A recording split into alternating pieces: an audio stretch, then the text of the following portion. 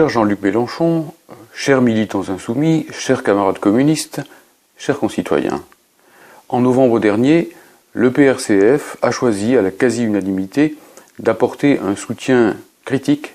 mais dynamique et constructif à la candidature de Jean-Luc Mélenchon. En votant Mélenchon,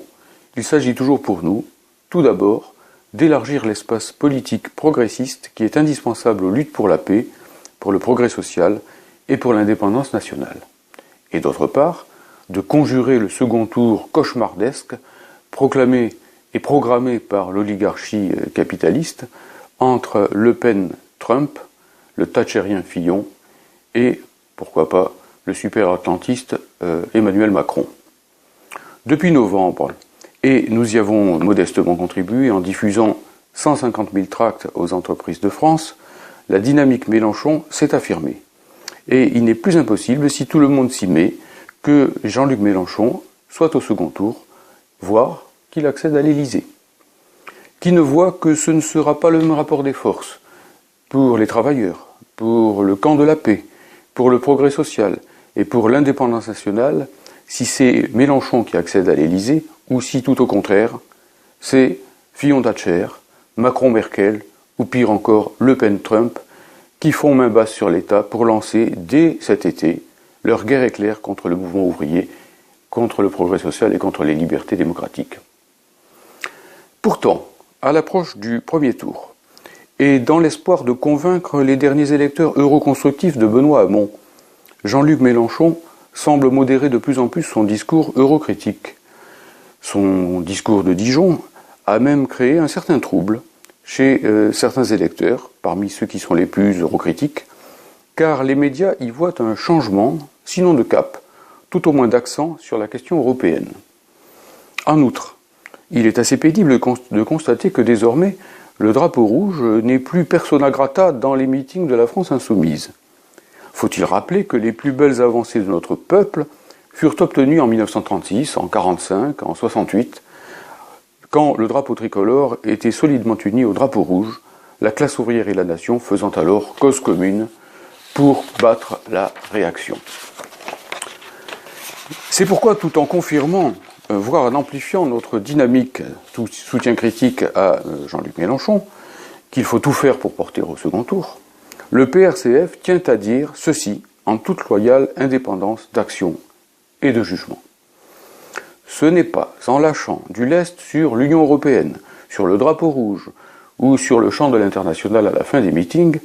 que Jean-Luc Mélenchon gagnera l'élection. Édulcorer le propos, comme certains malins doivent le lui conseiller, permettrait peut-être de grappiller quelques électeurs PS indécrotablement eurobéats. Mais Jean-Luc Mélenchon paierait ce gain minime sur sa droite par le risque d'une désaffection de nombreux militants ouvriers clairement opposés à l'UE. Rappelons en effet qu'en 2005, 79% des ouvriers ont voté non à la Constitution européenne. Ce sont ces millions de travailleurs qu'un discours eurocritique clair peut encore arracher à l'abstention pour porter Jean-Luc Mélenchon au second tour et pourquoi pas à l'Élysée.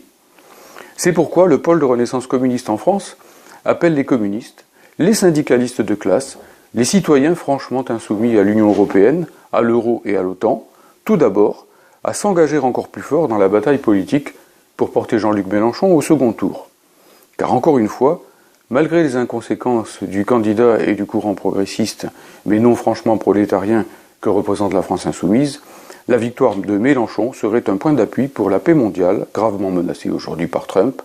pour le progrès et pour la souveraineté des peuples. Mais aussi, nous appelons ces militants insoumis, ces militants communistes, ces militants syndicaux, à agir avec la même détermination pour revendiquer haut et fort les 4 sorties de l'euro, de l'Union européenne, de l'OTAN et du capitalisme, pour défendre EDF, pour revendiquer des nationalisations démocratiques, pour marcher non seulement à la révolution citoyenne comme y invite Mélenchon, mais tout simplement à l'abolition de l'exploitation capitaliste. Et avant tout, comme le fait le PRCF, continuons de porter le débat sur le front progressiste à l'entrée des usines, sur le Frexit progressiste à l'entrée des usines, dans les quartiers populaires, bref, dans cette classe qui reste politiquement décisive en France, la classe ouvrière, le monde du travail, En un mot, la force du peuple. J'appelle aussi les communistes et les jeunes communistes qui visionneront cette vidéo ou qui liront ce texte à rejoindre le PRCF. C'est utile pour mener le combat électoral sans sectarisme, mais sans complaisance. Et surtout, c'est indispensable pour reconstruire un vrai parti communiste, pour soutenir le syndicalisme de classe, pour que le monde du travail dispose à nouveau du grand parti d'avant-garde et de classe qui peut seul à terme et en germe garantir le vrai changement dans notre pays. Pour terminer, j'adresse à notre candidat Jean-Luc Mélenchon mes vœux de plein succès et j'y joins mes salutations franchement insoumises à la France en ordre fascisante de Marine Le Pen, à l'OTAN de Trump la mort, et aussi, bien sûr, à l'Europe incurablement prédatrice d'Angela Merkel, de François Fillon, d'Emmanuel Macron et du PS maastrichtien. Merci de votre attention.